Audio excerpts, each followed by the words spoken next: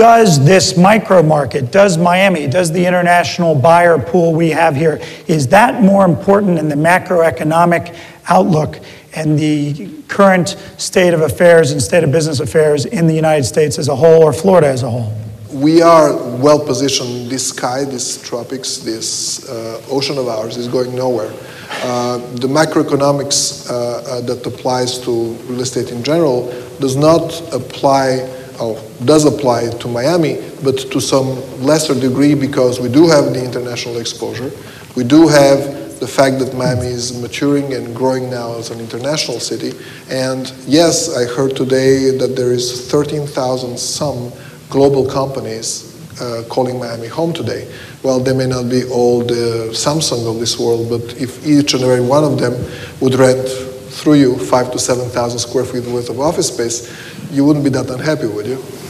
So, the one word answer, are you three options: bullish, neutral, or bearish?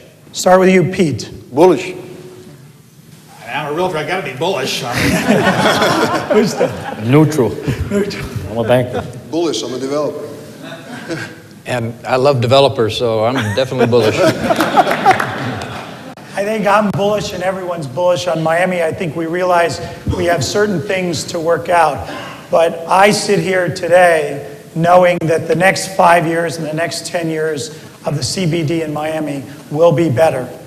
I'd like to start with any questions from the audience. And Christine, oh, there she is. If you have a question, please raise your hand and stand up, and Christine will take some questions. I'd like to put this question to Ron.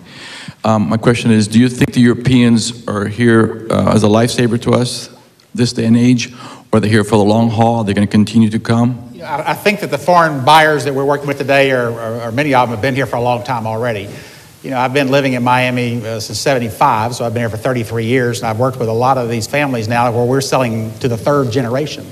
You know, when you look on Brickell, I mean, many of these people who came back in the '70s, you know, the grandparents now bought the first unit, they upgraded to the next new building, and it's happening still. You know, these new buildings that are being built now, some of those people have other units right here on Brickell. But today, anybody coming here from anywhere in the world feels at home when they get here. They find their language here, they find their culture here, they find their foods here, their religion here. I mean, we're probably more international than any other place on the globe, possibly. So I think for those reasons, they're coming here for the long term. Christine, I'm going to go to you, but I'm going to say an editorial comment on the commercial side as well, is the fact that in the 70s and 80s, we had not only flight capital, we had people leaving Central America, fleeing revolutions and the sort, and they did not open businesses. They were simply waiting and biding time here and buying condominiums before they moved back and resumed their business practices. What we've seen in the last 10 years, definitely in the CBD, is the fact that their children are here and they're setting up businesses in Miami, and they're part of our community. Yes, this question is for Pete. No world city works without very good public transportation, more specific, subway. We don't have, but our subway, it's called People's Mover. My very specific question for you, Pete, is this. When are we going to have a People's Mover, like the subways of London or New York or Madrid? When are we going to have something that is really working? I'm talking about something that will allow really downtown Miami and Brickell to people to move around fast, very fast, without touching a car. Transportation is the biggest challenge, and I agree with you. We need to have it more frequency, better service. And I'm willing to lead the effort, and I'm willing to go to the county and present that case with the support of the private sector involved. This question is going to be probably directed to Pete. One of the questions I have, though, is really the workforce housing issue. In the workforce housing, we're seeing even employees from our firm actually moving to South Carolina and North Carolina. And the real reason is the AMI is roughly, let's just say, 49,000.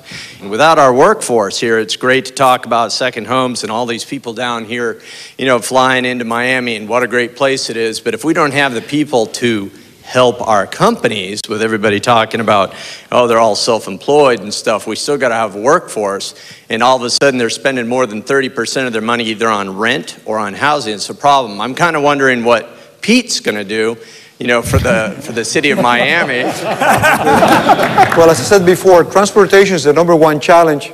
Workforce housing is right up there, and probably #2, because we need to have the housing for the teachers, police officers, office workers in downtown Miami, and to be able to support the vibrant downtown that we want to see, we need to be able to have the workforce housing.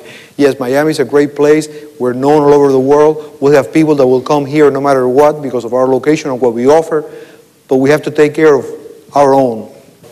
We can only use very limited funding sources to help in that direction. Obviously, I would say it's probably our biggest challenge, and I think that we have to be creative in working like, you know, developers like Cavi that understand that situation. We can't do it alone. We need also their help to be able to make it happen. This question is for Justo. Many banks, many lenders have blacklisted zip codes in downtown, Brickell. When can we expect that to change? I don't think we've blacklisted Brickell or downtown. We were in downtown, I would say in Brickell, 5 to 6 years ago, and we did a lot of stuff there. And we did our prudent lending, and obviously we got out. That does not mean that we did not want to go back into it. There's been a lot of financing in downtown in Brickell. I mean, a lot of these buildings that are going up, who do you think is financing them?